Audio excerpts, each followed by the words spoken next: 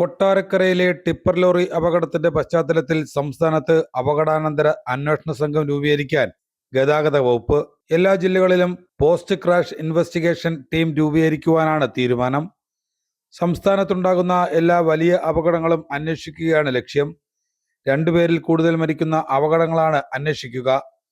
ജില്ലയിലെ RTO, police inspector, PWD ഉദ്യോഗസ്ഥർ എന്നിവർ സ്ഥിരം അംഗങ്ങളാകും. ദേശീയപാത ഉദ്യോഗസ്ഥർ, നാറ്റ്പാക്കിലെ ഉദ്യോഗസ്ഥർ എന്നിവരെയും ടീമിൽ ഉൾപ്പെടുത്തും. ഡ്രൈവർമാരുടെ മാനസിക ആരോഗ്യം പരിശോധിക്കുവാൻ ഡോക്ടർമാരെ ഉൾപ്പെടുത്തുവാനും ആലോചനയുണ്ട്. ട്രാൻസ്പോർട്ട് കമ്മീഷണർ നാഗരാജു ചകിലം അപകടം നടന്ന സ്ഥലം ഇന്ന് സന്ദർശിച്ചു. അതിൽ നമ്മളൊരു പോസ്റ്റ് ക്രാഷ് ഇൻവെസ്റ്റിഗേഷൻ ടീംസ് ഉണ്ടാക്കാൻ പോവുകയാണ്.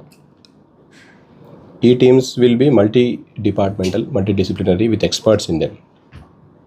പോസ്റ്റ് ക്രാഷ് എന്ന് പറയുമ്പോൾ ഒരു ക്രാഷ് നടന്ന ഉടനെ അവർ target is within 5 days we should have a thorough investigation by police, MVD, the concerned road owning agency like PWD, NH, panchayat റോഡാണെങ്കിൽ local panchayat or municipality, NATPAC, ഇങ്ങനത്തെ വിദഗ്ധർ ഉൾപ്പെടെയുള്ള ഒരു ടീമായിരിക്കും പോസ്റ്റ് ക്രാഷ് ഇൻവെസ്റ്റിഗേഷൻ ചെയ്യാൻ പോകുന്നത്. This is apart from the police investigation. This is to how to prevent such accidents and how to each department has a role. So what steps should the departments take to prevent such accidents? എന്നുള്ളത് ഭാഗമാണിത്. Next is our enforcement on the road. So we have decided to do a special drive jointly with police in all over Kerala, especially against goods vehicles. The next 15 days we will be doing a special drive jointly with police. So we are already in touch, and I have spoken to the SP also, not only in Kollam but all over the state. There have been special instructions from the Honorable Transport Minister also to jack up the enforcement and also to conduct professional post-crash investigations.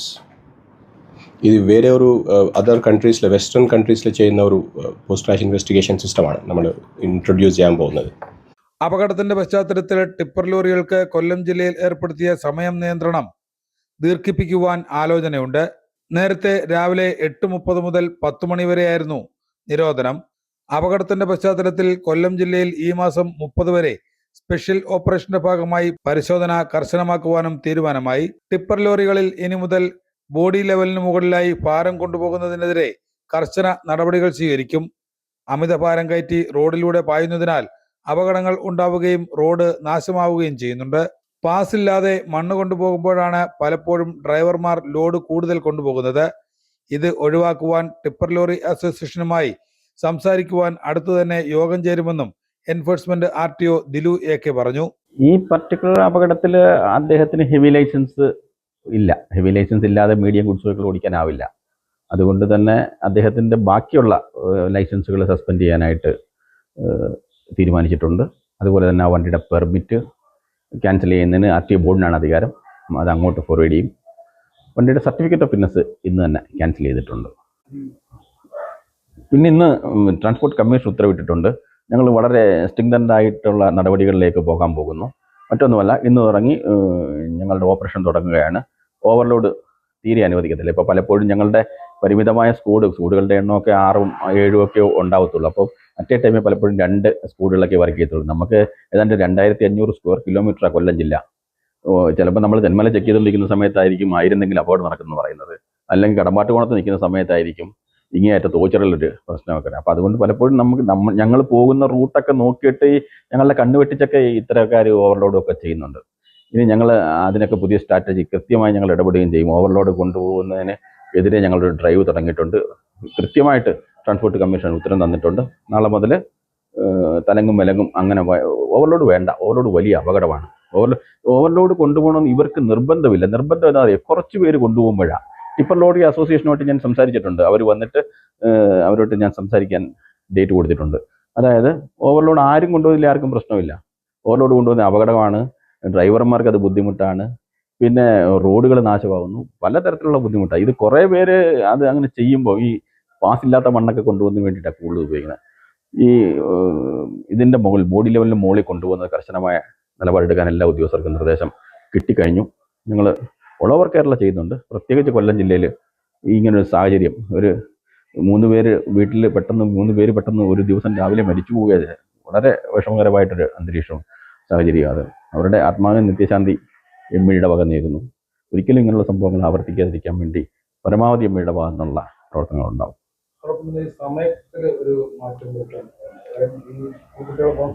ഈ accident നടന്നിരിക്കുന്ന 7 മണിക്കാണ്.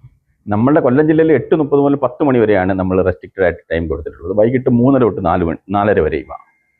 അതപ്പോൾ school വിട്ട് വരുന്ന സമയത്ത് ഈ വണ്ടിയുടെ movement ഒരു പക്ഷേ ഒരു ആക്സിഡന്റ് സ്കോപ്പ് ഉണ്ടെന്നുള്ള രീതിയിലാണ് ചെയ്തിരിക്കുന്നത്.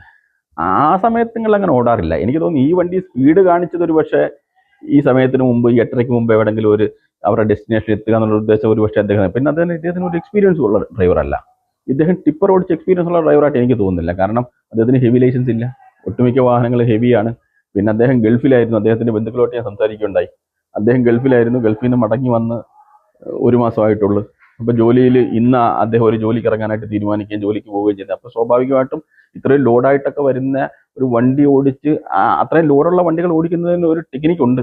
ആ ടെക്നിക്ക് ഹൃദ്യസ്ഥമല്ലാത്ത ഒരാൾക്കൊന്നും പെട്ടെന്ന് കയറി ഒരു ടിപ്പർ വലിയ ലോഡുമായിട്ട് കൊണ്ടുപോകാനൊന്നും പറ്റത്തില്ല. അതിനൊക്കെ നല്ല മിടുക്ക് വേണം, അതിന് നല്ല എക്സ്പീരിയൻസ് ഒക്കെ വേണം. ഇവിടെ ഈ ഓടിച്ച് കൊണ്ടുവന്ന ഒരു ടെക്നിക്കിലൂടെയാണ് ഈ ഹെവി വണ്ടികളൊക്കെ ഓടിച്ചുള്ളത്.